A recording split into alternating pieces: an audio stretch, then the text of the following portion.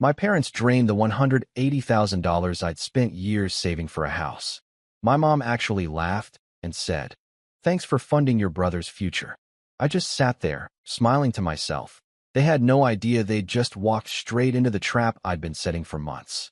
I, 32M, sat across from my parents in their living room, watching my mother's face light up with that particular brand of smugness I'd become intimately familiar with over the past decade.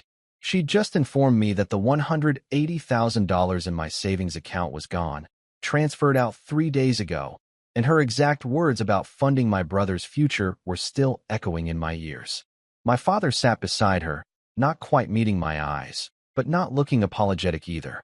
Just resigned, like this was always how things were supposed to go. I didn't yell, didn't stand up, or make a scene. I just smiled and told them I understood. The confusion that flickered across my mother's face was delicious. Let me back up 6 months. That's when I first suspected something was wrong.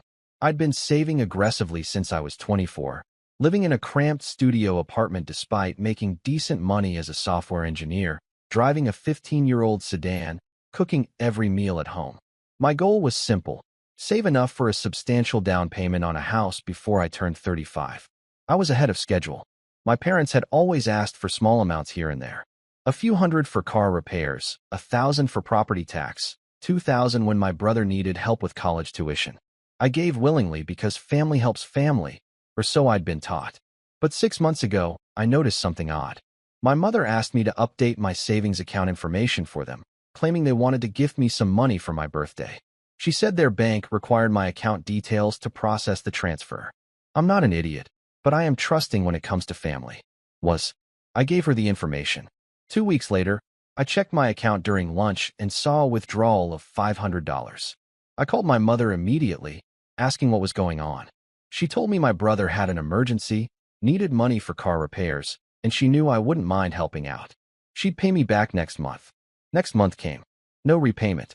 When I asked, she got defensive, told me I was being greedy, that family doesn't keep score.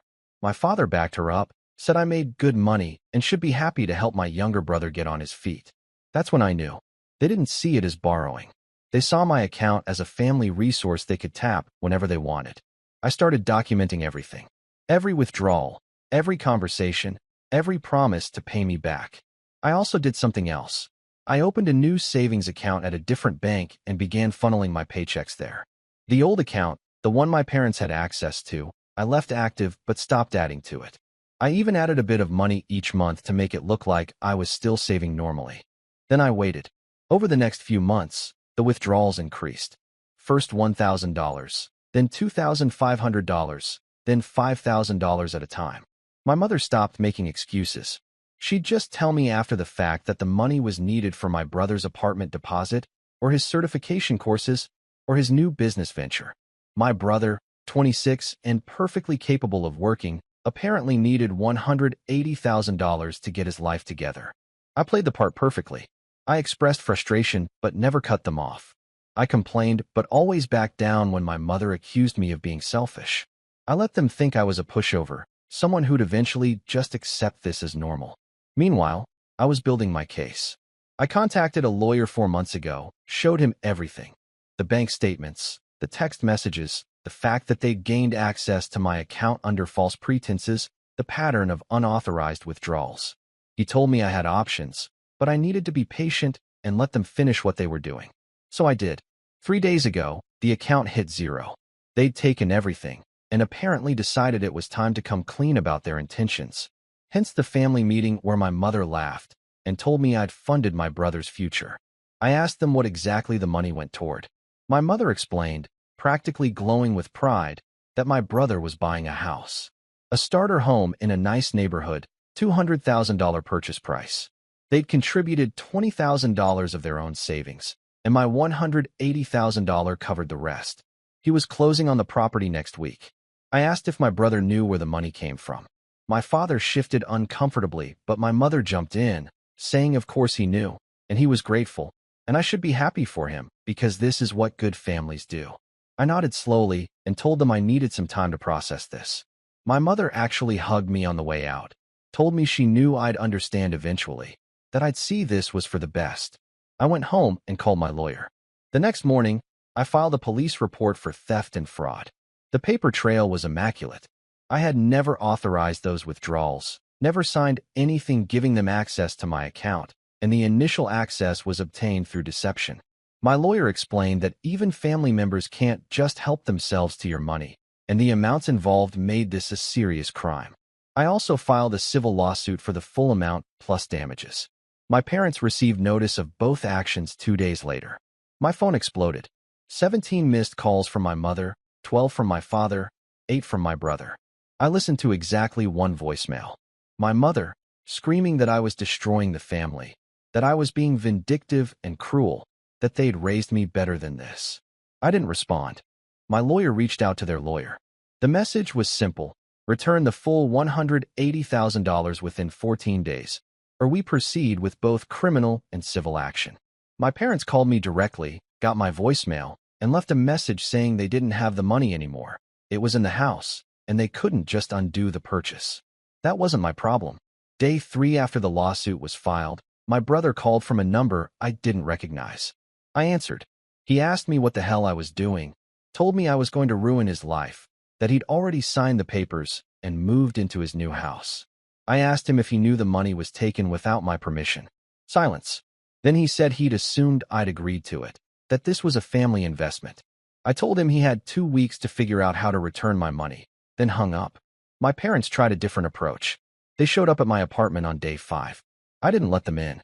Through the door, my father tried the guilt trip, talking about all the sacrifices they'd made raising me, how they'd paid for my education, given me a place to live growing up. I reminded him that raising your child isn't a loan, it's a legal obligation, and none of that entitled them to steal from me as an adult. My mother started crying, saying I'd changed, that I wasn't the son she raised. I told her she was right. I wasn't the doormat she'd been training me to be. Day 8, I received a call from my lawyer. My parents' attorney had reached out with a settlement offer. They'd return $100,000 immediately if I dropped the criminal charges and settled the civil suit. I told my lawyer to counter $180,000 plus $20,000 in damages and legal fees, or we go to trial. Day 10, my brother called again. He was panicking now. He'd talked to a real estate attorney and learned that if the money was obtained illegally, there could be a lien placed on his property. He might lose the house entirely. He asked me, practically begging, what he was supposed to do. I told him that wasn't my concern. He made a choice to accept a massive financial gift without verifying where it came from. That was on him. Day 12, my parents agreed to the full settlement. They'd taken out a home equity loan against their own house and were borrowing the rest from my father's brother. The money would be transferred within 48 hours. I sat in my actual savings account and looked at the balance, $240,000. The account they drained was a decoy I'd been feeding just enough to keep it looking legitimate. Every real dollar I'd earned over the past 6 months had gone into the new account they didn't know existed. The $200,000 came through on day 14, exactly as agreed. I verified the amount, signed the settlement agreement, and the case was closed. Then I did something my parents weren't expecting. I sent my brother an invoice for $180,000. Legally, he'd been what's called an unjustly enriched party. He'd benefited from stolen money, and regardless of whether he knew it was stolen, he was obligated to return it. My parents had paid me back, but I wanted him to understand there were consequences. He called me, furious, saying I'd already gotten my money back, so this was just me being vindictive. I told him he was exactly right, and if he didn't want to pay me, he could take it up with his parents who'd put him in this position. I wasn't actually going to pursue collection, but I wanted him to feel the same panic I'd felt watching my savings disappear. Update 1. It's been 3 weeks since the settlement, and the fallout has been exactly what I expected and somehow worse. My parents aren't speaking to me. My mother sent one final email, a long rambling message about how I'd broken her heart, destroyed the family, and she'd never forgive me for prioritizing money over blood. She ended it by saying she hoped I was happy living alone with my precious savings. I deleted it without responding. My brother has been more persistent. He sent multiple messages alternating between rage and attempts at reconciliation.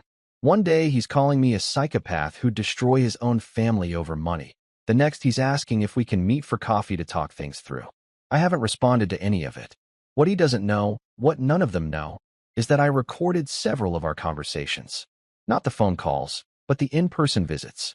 My apartment has a video doorbell and security cameras. Every time my parents showed up and made their various arguments, I had it on tape. My mother explicitly admitting they took the money without asking. My father saying I should just accept it and move on because family is more important than money. My lawyer has all of it stored securely, just in case they try to rewrite history or come after me again somehow. The extended family has been predictably divided. My father's brother, the one who loaned them part of the money to pay me back, called me last week. He didn't take sides exactly, but he said he understood why I did what I did. He'd always known my mother favored my brother, and he'd watched her make excuses for him his entire life. He told me that when he agreed to loan them the money, he made it clear he expected full repayment with interest, and if they defaulted, he'd be pursuing his own legal action. Apparently, financial consequences run in the family, just not the branch I grew up in. My mother's sister reached out too, but her message was different. She called me selfish and greedy, said that my parents had made a mistake, but I'd blown it completely out of proportion. She reminded me that my brother was struggling and needed help, and I should have been grateful to be in a position to provide it. I blocked her number. The interesting part came from an unexpected source. My brother's girlfriend, someone I'd met maybe 3 times, sent me a message through social media. She said she needed to talk to me about something important, but didn't want to do it over text. Against my better judgment, I agreed to meet her at a coffee shop. She showed up looking exhausted. She told me she'd been fighting with my brother constantly since this whole situation exploded. She'd had no idea the money came from me, or that it was taken without permission. My brother had told her it was a family gift, that everyone was on board with helping him buy his first house.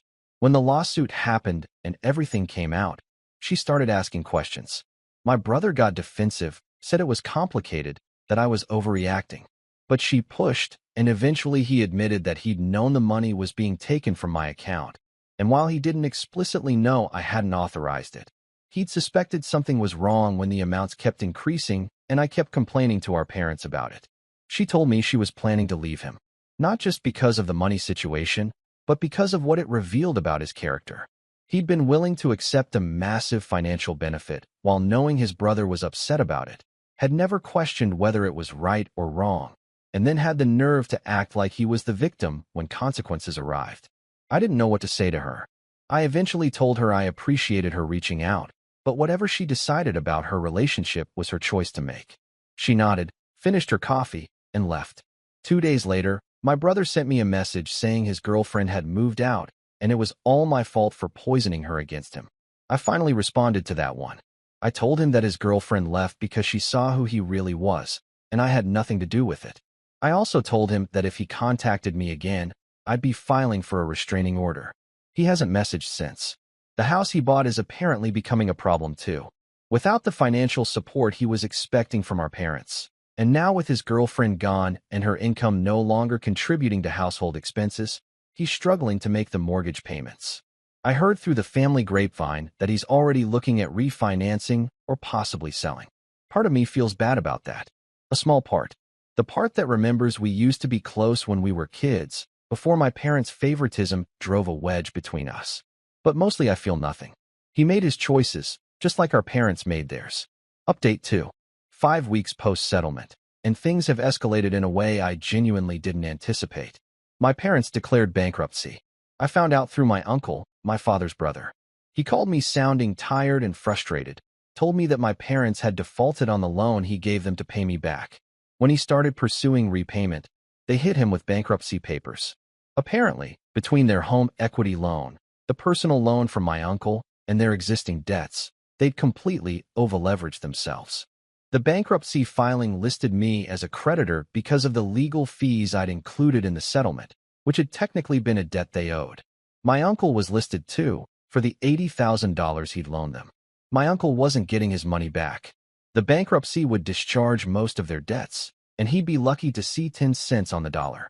He told me he'd tried to help them avoid this, offered them a payment plan with minimal interest, but my mother had refused. She'd told him she'd rather lose everything than continue being punished for helping her younger son.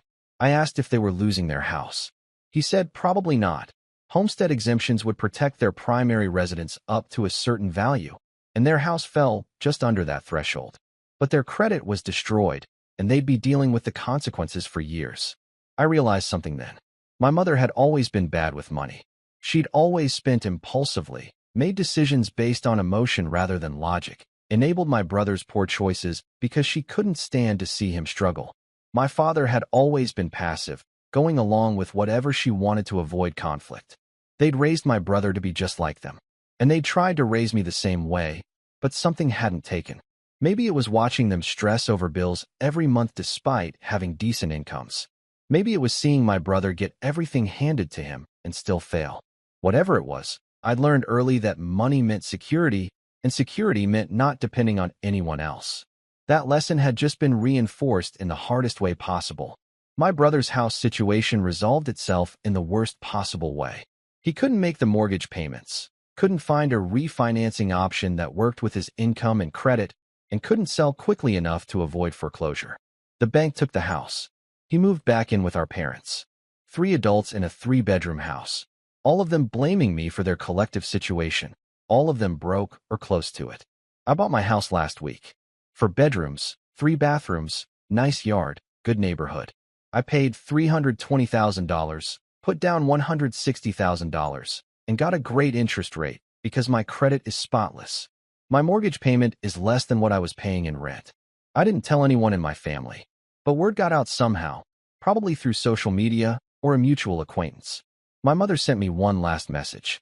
No email this time, just a text. She told me I was dead to her, that she'd raised a monster, that she hoped my big house would keep me warm at night since I'd chosen it over my family. I blocked her number and deleted the message. My father tried a different approach. He sent a short email, just a few lines, saying he was sorry things had turned out this way, that he wished we could find a path to reconciliation, that he missed his son. I almost responded to that one. Almost told him that if he'd missed having a son, maybe he shouldn't have enabled his wife's theft from that son. Almost told him that passive complicity is still complicity. But I didn't. I just archived the email and moved on. I'm sitting in my new house now, writing this final update. The place still smells like paint and new carpet. I've got a long list of projects to tackle, furniture to buy, a life to build. People have asked me if I feel guilty, if I think I went too far, destroyed my family over money. The truth is, I didn't destroy my family over money. My family destroyed itself by treating me like a resource instead of a person. The money was just the catalyst that made everything visible. I spent years being the responsible one, the reliable one, the one who had his act together. And instead of being proud of that, instead of respecting the discipline and sacrifice it took to build what I built, they saw it as something they were entitled to take. My mother laughed when she told me she'd drained my account. Laughed. Like it was funny that I'd worked myself to exhaustion for 8 years just to fund my brother's dreams instead of my own. That laugh is what I think about when people ask if I have regrets. I don't. I saved for years, lived below my means, made sacrifices. Also, I could have security and stability. They tried to take that from me, and when they succeeded, they expected me to smile and accept it. Instead, I took it back, with interest. My family is broken, but it was broken long before I filed that lawsuit. I just stopped pretending otherwise. And now I'm sitting in my house, the one I saved for and bought with my own money, and I'm finally at peace. They thought they'd won when they emptied that account. They thought I'd just roll over and accept my role as the family ATM. They had no idea they'd walked into a trap I'd been setting for months. No idea that every dollar they stole from that account was being matched in another one they couldn't touch. No idea that I was documenting everything, building a case, waiting for them to take enough rope to hang themselves. My mother's laugh still echoes sometimes. But now when I hear it, I smile too. Because I won.